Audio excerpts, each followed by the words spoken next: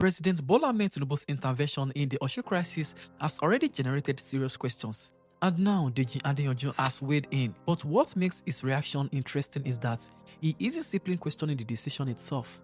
He is questioning whether the president had the constitutional authority to make that move in the first place. And then he goes even further, raising another uncomfortable questions about Governor Ademola Adeleke and his support for President Tinubu, while simultaneously complaining about what the APC could do in Osun. So what exactly did Deji Adeyanju say, and why is this intervention generating so much controversy? Let's hear him out. What do you think is the implication of President Tinubu's intervention? Yeah, because the president has done, simply put, that the president has said that institutions are weak in the country, and that he controls all the institutions, that the institutions, they act at his whims and caprice. That's just what it means. The president has taken away the independency of the commission. In fact, to start with, the reason why people are even challenging that EFCC does not have the right, or that it is illegal per se, or is illegal in itself, that EFCC cannot freeze the account of a state government, or that of the federal government, or that of the local government, is because of political interference. People are of the view that EFCC should be weakened, or that EFCC is weak.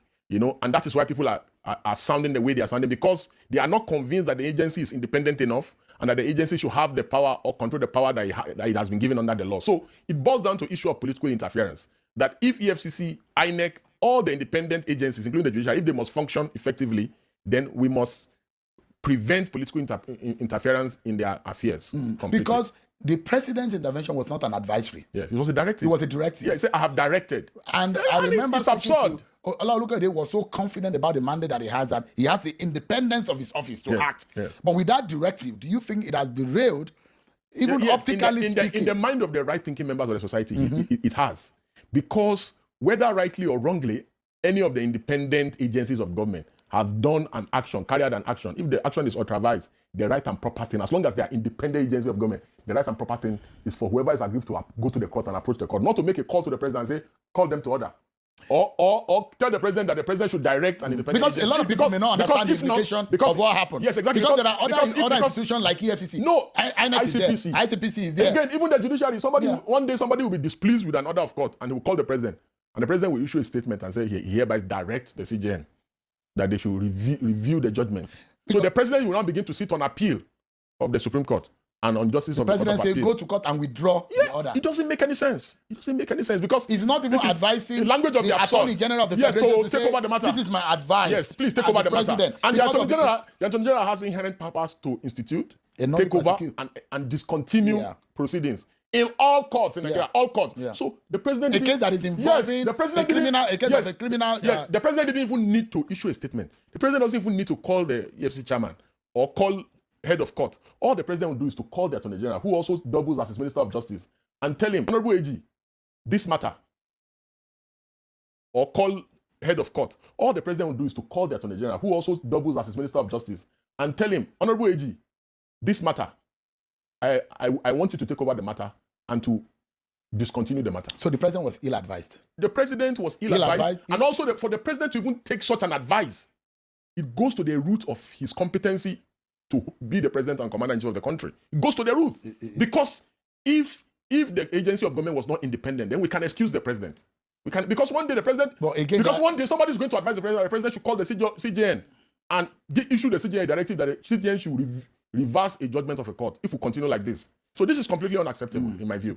But there are those who say the president intervened, because don't forget that there are those who believe, those who want the account to be unfrozen will temporarily clap for the president. But what is the implication of such an action or a directive? You don't forget that there are those who believe that the president has roots in Osun State, has biologicals and some linkage to Osun State, and there are those who are advising that, look, there's going to be chaos in Osun State if this is allowed to stay.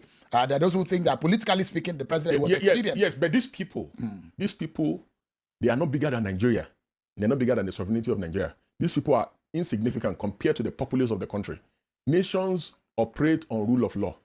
Nations operate on defined ethics, defined modes. So once you begin to do things that are unethical, once you begin to do things that are absurd, things that are beyond the normal and the rules, then we no longer have a nation. And that is why we keep complaining that, today it is EFCC, tomorrow it may be INEC, next tomorrow it may be the judiciary.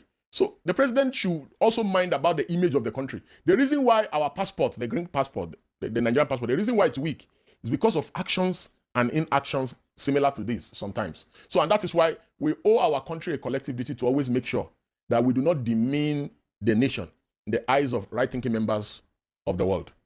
But if you were President Tinubu, what would you have done differently? I would have simply called the Attorney General and instructed him. People will not even know. The Attorney General will just appear at the Federal High Court and discontinue the matter. Immediately it is discontinued, they will serve the order on the same bank. The account will be unfrozen. A statement will be made by the Attorney General of the Federation. Do you think that is the end of the matter? The president made Olukoyede's job more difficult now? No. You see, the president has what the president is doing, or what the president has done, is that he's micromanaging all the agencies of government. That he does not believe in the independence of independent agencies. That's what he has done, and it is not good for institutionalism in the country. So that is my take.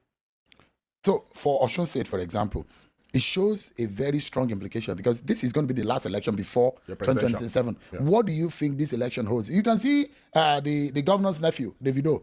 He's been saying, let our state rest. President, Senator Opus Odema, he's been really speaking up. And the governor thinks that they want to rig the election. Yes. He thinks that they want to use the power of the state. In my view, if elections are conducted in Osun without political interference, without rigging, I believe, and most Nigerians believe, that Adeleke will win. You think it's that popular? Yes, it's extremely popular. It's on ground. We have friends there. We interact with them. Adeleke will win. Even with the vote buying and everything. As long as they don't change. That you heard what the governor of Edo said that if whatever he wants to do. Even the governor of Edo, did he win his election? Did he win it? Did he win the election? Was it not APC magic that they did for him to win? Is that the kind of person? But that's not established, Deji. The trial court. Are they not in the tribunal? They are in the tribunal. No, the case has been arrested. Yeah, that's what the governorship election. No, they went up to Supreme Court. No, they went to the tribunal. That's what I'm saying. That the parties that contested the election against him challenged it, and he won. Yes. Yeah. So when you say as a lawyer, yes, that when was the case not contested? That's what I'm saying. I'm not saying the Supreme Court. No, you have not allowed me to land. Hold on. You have not allowed me to even make the point. You've not allowed me to make the point. Right. So the point I'm making is that it was alleged that he rigged the election, that the APC rigged the election. However, yes, the election has been litigated. The court is of the view that the election was not rigged. But will you take away the allegations surrounding the Edo governorship election? Certainly not. Certainly not. Not in the mind of the people. So these are the issues. He should not be the one to lecture us on electioneering in the country. I'm saying some of the comments on the space now, on X rather, on the X space. West is saying they are planning to rig Osun State election. Trust INEC at your own risk. Our mumu don't do. Do you think that plan is actually in place? Of course. I believe that. You don't think that it's going to be a broad daylight robbery if that kind of thing happens? No, you see, let me tell you something. With the whole world watching. The irony of everything is that the Adeleke that people are crying for, is supporting Tinubu. That's the irony of it all. He said Tinubu is his presidential candidate. So if Tinubu is your presidential candidate, and the party of your presidential candidate is the one trying to rig the election, why should we cry more than they believe? Look at the classes of governors we have now in Nigeria. Governors who have immunity, but they're acting like you and I, ordinary people without immunity. Governors without balls. Governors without guts. Well, if this was the class and category of governors that we had in 2003, 2007, 2011, 2015, and even under Buhari, we still had governors that were challenging Buhari. Look at the category of governors we have now. These are yes daddy governors.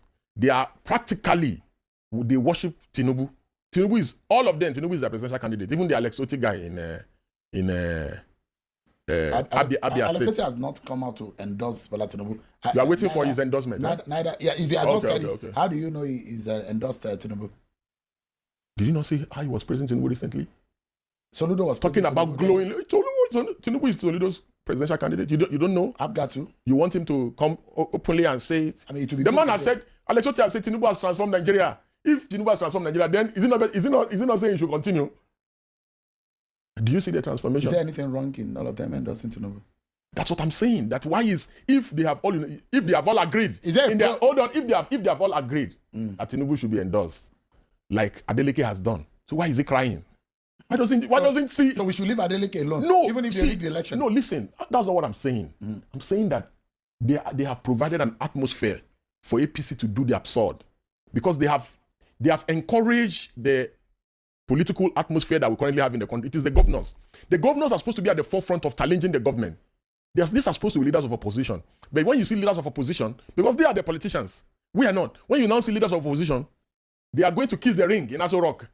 then what hope is left for the country? And that is the part I find particularly interesting. We have already discussed the EFCC's action in Osun and President Tinubu's intervention on this channel, so I don't want to repeat everything we have already covered.